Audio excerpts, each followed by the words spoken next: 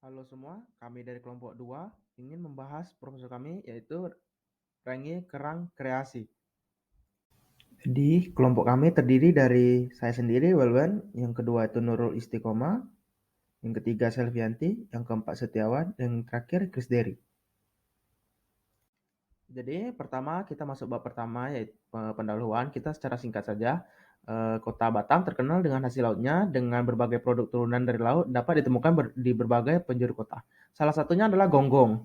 Selain dapat dijadikan olahan makanan yang lezat dan bergizi tinggi, cangkang gonggong ini juga dapat dijadikan berbagai kerajinan yang indah.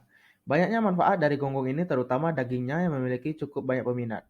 Masyarakat Batam pun banyak yang membuka usaha olahan gonggong dikarenakan cukup tinggi permintaan dari gonggong ini.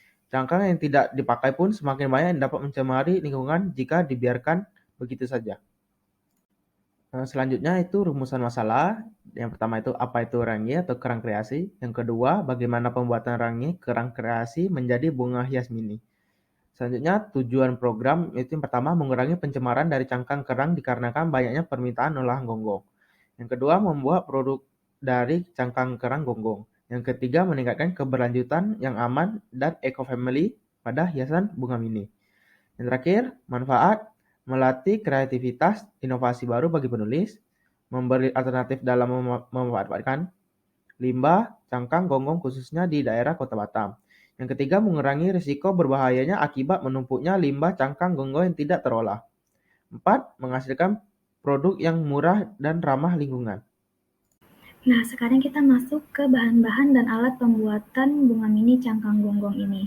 Yang pertama, dari bahan-bahannya adalah cangkang gonggong, yang kedua ada cat lukis atau pilox, yang ketiga selotip pita kertas berwarna hijau, yang keempat lem bakar, yang kelima styrofoam, yang keenam kelopak dan daun bunga plastik, yang ketujuh kawat bunga, yang kedelapan varnis, dan yang kesembilan ada pot plastik mini.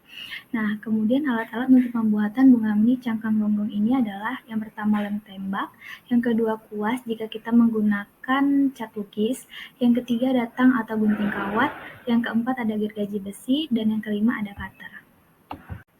Nah, sekarang kita masuk ke cara pembuatan bunga mini cangkang gonggong ini.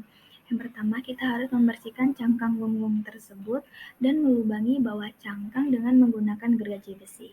Yang kedua, kita memotong kawat sesuai dengan ukuran tangkai yang kita inginkan. Yang ketiga, kita merekatkan tusuk sate pada bagian bawah cangkang gonggong yang telah kita lubangi tadi. Dan yang keempat, kita melakukan pewarnaan pada cangkang gonggong dan proses pengeringan cat tersebut. Dan yang kelima, melapisi tusuk sate dengan kawat yang telah kita potong tadi dan melapisi keseluruhan permukaan tangkai dengan menggunakan selotip pita berwarna hijau. Dan yang terakhir adalah pemasangan styrofoam dan bunga pada pot mini serta finishing dengan menggunakan vernis agar bunga cangkang gonggong kita lebih terlihat menarik. Nah, berikut ini adalah contoh gambar bunga dari kerajinan cangkang gonggong yang kami ambil dari Google sebagai referensi. Selanjutnya adalah rencana pelaksanaan. Yang pertama adalah kondisi lingkungan. Sebelum melakukan pertimbangan untuk membuat suatu produk yang bernilai ekonomis, tentunya memperhatikan terlebih dahulu kondisi lingkungan dan peluang usaha, agar dapat berproses dan berkembang dengan lebih baik.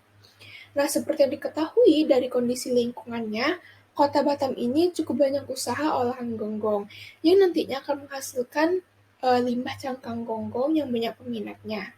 Jika limbah cangkang gonggong tersebut tidak diolah dan hanya terbuang sia-sia, tentunya akan memberikan dampak buruk bagi lingkungan sekitar.